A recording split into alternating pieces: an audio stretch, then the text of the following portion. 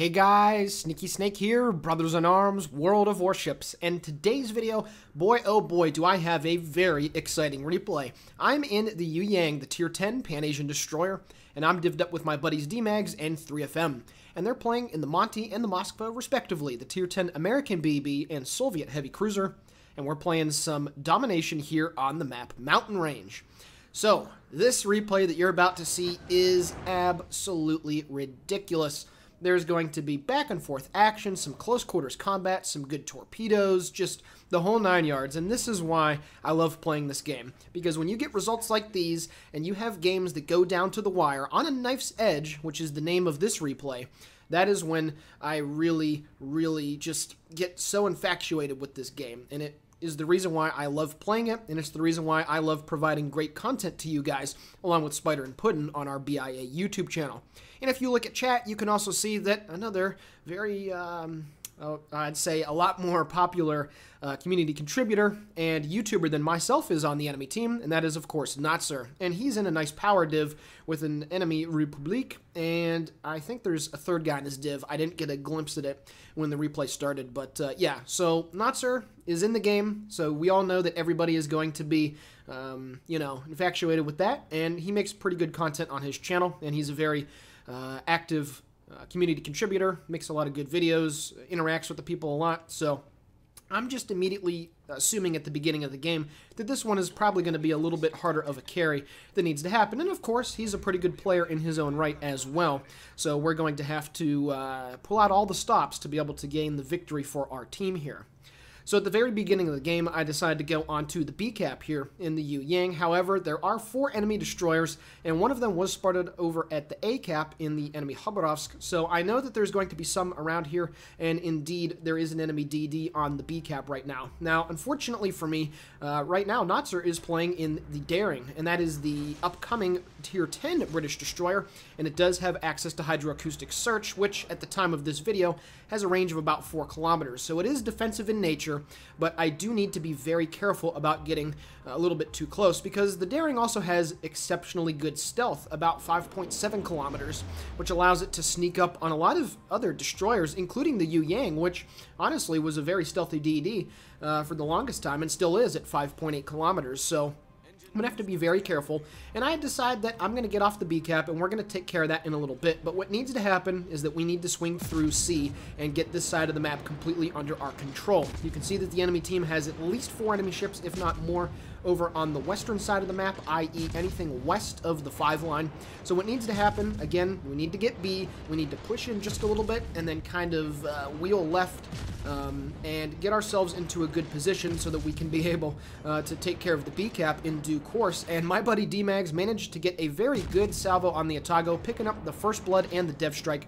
So with that cruiser threat neutralized, I'm now going to move into the C cap. And if you noticed right there, I did use my smoke screen. It probably wasn't the most effective use of the smoke screen that you've probably seen, but because you get an extra one here, you can afford to be a little bit more aggressive at using them, because even if you quote-unquote waste one, you still have an extra one in reserve. And this, of course, is not what's superintendent. If I did, I would have 6 smoke screens to take care of. However, the enemy team does have a pretty big lead right here. It's 285 to 333. They have 2 of the 3 caps. I am getting on C. However, there is an enemy destroyer that's over here as well, as the Fletcher gets spotted with the Moskva's radar. Now, a lot of you guys that play this map, what I see quite often from the average player base out there is a lot of people think that the A cap really is a really good play to make on this one, and I just don't see it. So I know we've mentioned it quite a few times before on various mountain range videos, but I'd just like to reiterate really quickly, going for BC on this map is the absolute best play that you can make. Because if you are able to get control of B and C, then what happens is that the majority of the enemy team that goes and pushes the A side, well, you can see on the 5 line there's all those islands, and there's all those, as I do some quick torpedo beats right here, there's all those island gaps that they have to come through, and it makes, guessing where the enemy team is going to come through, it makes being able to stave off their assault a lot easier to manage, because it's a lot more predictable. So all you really have to do is mash your firepower on the 6 line to the east, and then just basically kill all the enemy ships that are over here. You'll get 2 of the 3 caps, and even though you might be down early, which is the case here, once again, that's A-okay. Now, I did manage to get the assisted base capture, and I pushed the Minotaur out of his smokescreen, while I did also get 1 torpedo hit on that guy. So he did take about 14,000 points of damage, which is really nice. And now, with the threats completely neutralized, at least pushed away from C, where we don't have to worry about them capturing it, you can see that my team is slowly starting to move up, and they're going to continue their push north.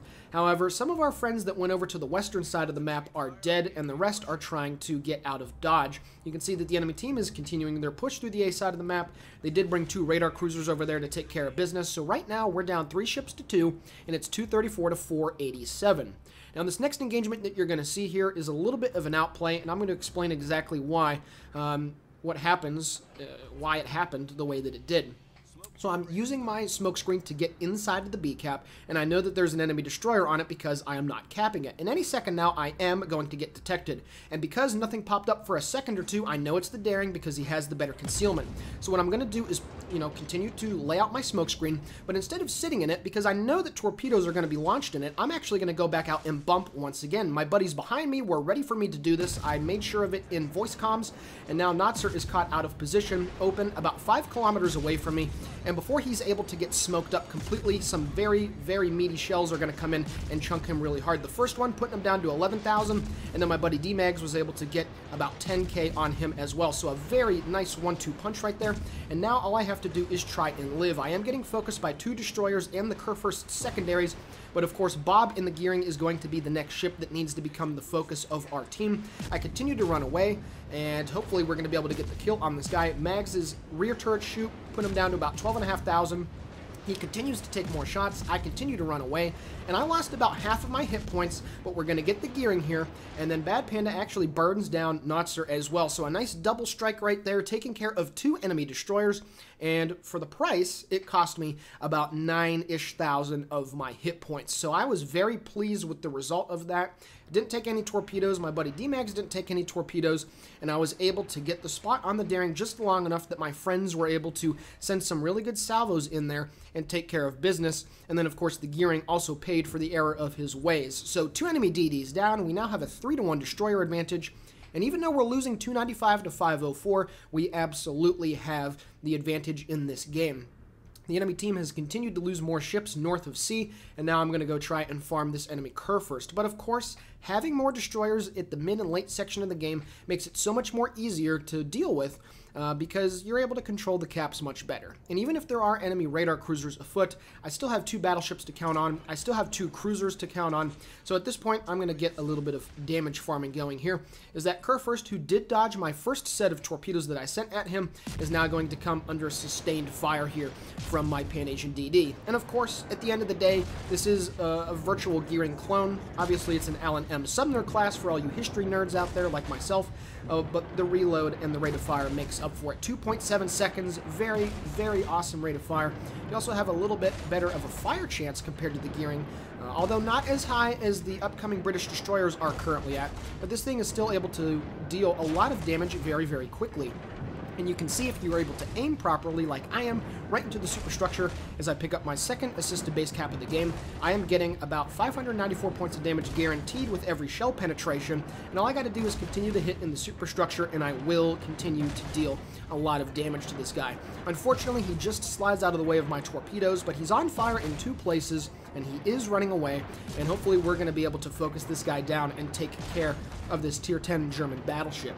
And yeah, just look at this rate of fire, listen to it, it's fantastic. When you're able to smoke up and have non-stop DPM output on any ship for that matter, this is when the Yueyang becomes really terrifying. And as you saw, I went from about 45 to 78,000 points of damage on the snap of a finger, and I've completely zoned this Kurfürst out of the vicinity of the B cap.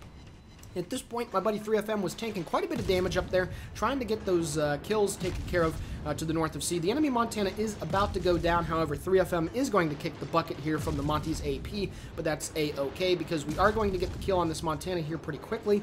I did get another fire on the Grosser first, so hopefully he will be kicking the bucket here shortly. And with that kill, we're going to bring the scores back a little bit. It's 6 versus 7 right now, but we're about to make it a 6 versus 6. I am using armor piercing here on the Montana, but I do switch to the high explosive because I wasn't getting as good of damage as I was hoping for. And you can see there, if it does hit in the superstructure, the AP is pretty okay, but I just want to go for the fire chance and see if we'll be able to get this guy burned down. There we go. The Grosser first finally burns down, so I pick up my first kill of the game on 105,000 points of damage. Now I immediately switch my fire over to the enemy Fletcher, and, you know, my friendly Yueyang is in the middle of the B cap, but being able to go into any engagement versus a DD in a 2-for-1 is vastly more beneficial because 2 destroyers going up against one, even if it's a, you know, an American DD with the incinerator fire, being able to have 2 sets of guns shooting nonstop makes it almost impossible for them to be able to do anything better than trade with the destroyer that they're shooting at. In that case, my friendly Yueyang. Now, I did get a fire on the Montana, and hopefully he'll burn out here, and that's exactly what happens as I pick up my second kill of the game. And now I'm going to swing back around, and as you guys can see, the points lead is now very slim, 532 to 542, but the most important thing is we still have control of both B and C. So this game is ours to lose. It's 6 versus 5 now. However, my buddy D-Mags makes it a 5v5. Now you can see here, going to be a couple questionable decisions made by my teammates here. You can see that the Henri IV is still to the east of the 5 line, and there's no reason, once you get B and C, to cross over unless it's a full-fledged route and you're just trying to damage farm. And you can see in chat right there, I put, guys, you do not need to push through there. And 3FM as well. We're just trying to make it readily apparent that none of our friends need to go sacrifice themselves and go west of the 5 line because there's no need for it. There's still a Fletcher north of B, at least last detected, that we're going to have to deal with, and you can see that I'm going out right now in front of the cap to try and, you know, maybe spot him or at the very least spot torpedoes that could be coming in on the cap as well. We still, again, have the 3-to-1 destroyer lead, which is very, very important, and, you know, I just cannot stress how important it is that you have destroyers at the end of the game to be able to cap. Now, if you're wondering why I decided to throw those random torpedoes down there, that's a very good question. You can see that the enemy Worcester and Des Moines were last spotted headed due north away from the A cap. And of course, that's the most likely avenue that an enemy cruiser is going to take to try and confront B when they are at the A objective. So I decided to launch those preemptive torps once again.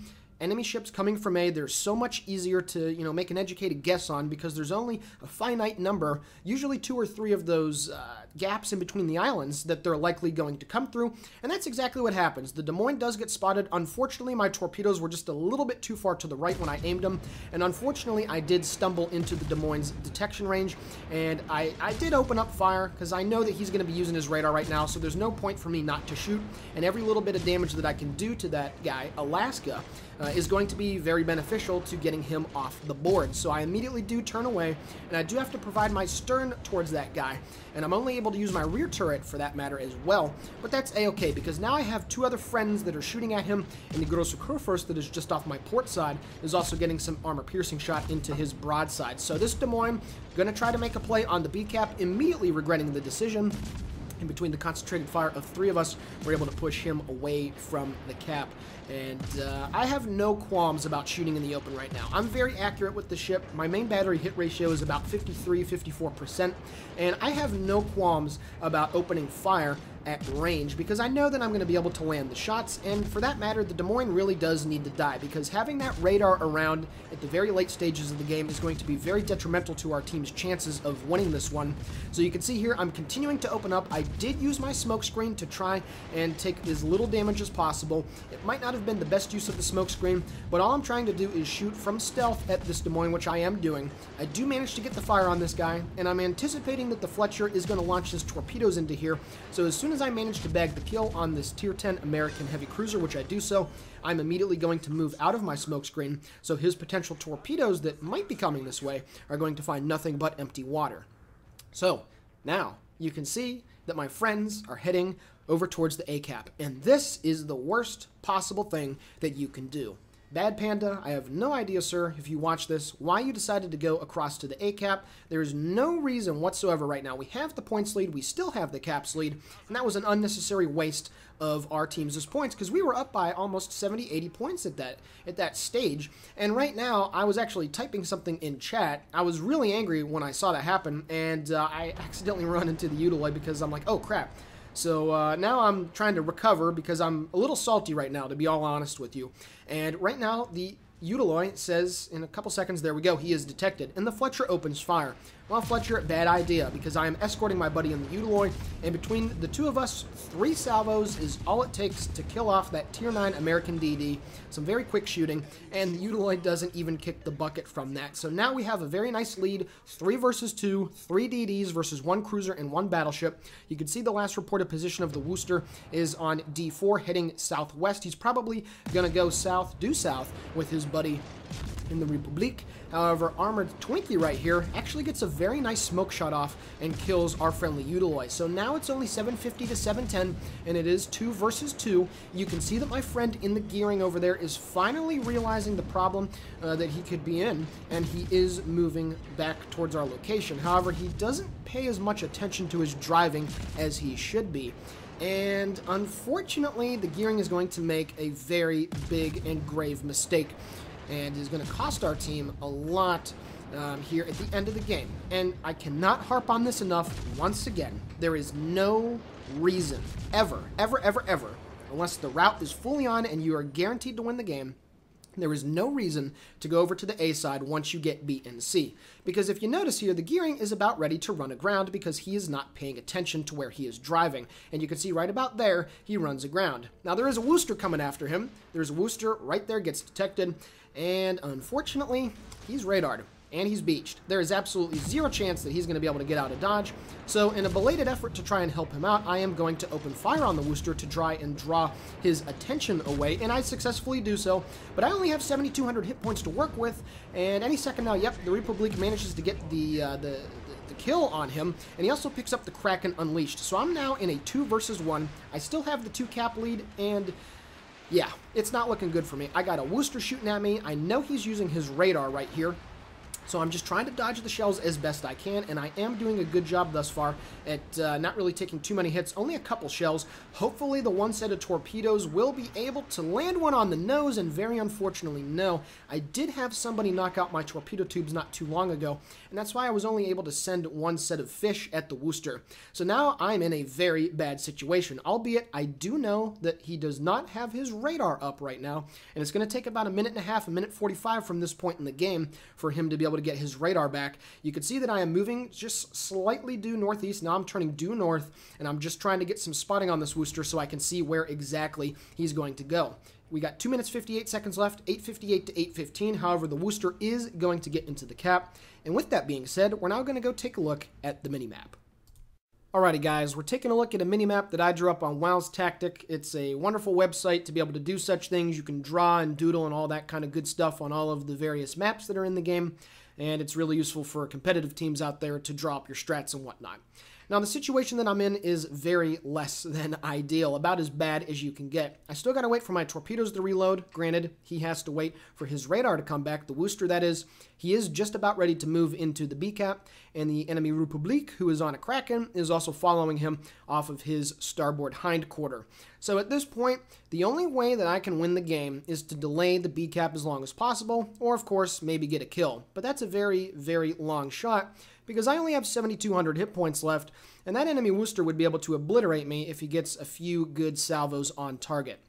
But I have to delay the B-cap because we only have about a 40-point lead, and they will have enough time to get B and get on C and then be able to win the game on points. So I'm forced into action here. I have no possible way to be able to win this game other than shooting my guns and trying to sink enemy ships, and we're going to see how this battle plays out. So I've drawn on screen the course that I'm going to take, and I'm also going to go and explain one of my favorite destroyer tactics to use when you're trying to kite away from enemy ships, specifically radar cruisers, and be able to outplay them and to be able to, at the very least, make them really pissed off. So with that being said, let's get back to the gameplay. Alrighty guys, getting back to the gameplay here, you can see the Worcester has moved on to the B-cap, And like I said, I need to be able to use my guns here. I need to reset this guy. There's still 2 minutes and 38 seconds left in the battle, so I'm not going to be able to win this game unless I get a kill or I delay the cap as long as possible. And this is probably one of the worst situations you can find yourself in, so strap in and let's see what I do here. I'm going to pop my smoke screen after I launch both sets of my torpedoes. Now, I do start to shoot my guns, and because I'm going away at about a 45-50 degree angle relative to his position, you can see on the minimap I continue to pop in and out of detection here. And you're going to get a very good example of that right here in the free cam. I continue to get defense ribbons and base resets on this guy, and he is never able to get a very good line of sight on me, because the second that I go detected, I immediately get in behind my smoke screen, and I'm able to go undetected. And in that very short, very quick, less than a second amount of time, I'm able to react fast enough to be able to continue to reset this guy. You can see I'm up to 8 defense ribbons. I do not manage to get the kill with the torpedoes, but that is a-okay.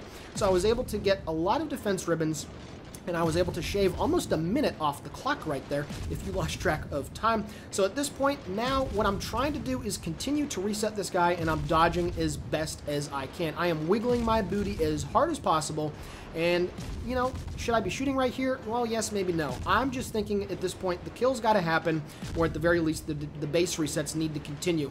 So you can see here, the Worcester turns full broadside. He's only 8 kilometers away. I should be dead here. Fortunately, the Republique shoots just a little bit off to my starboard side, and I continue to kite away.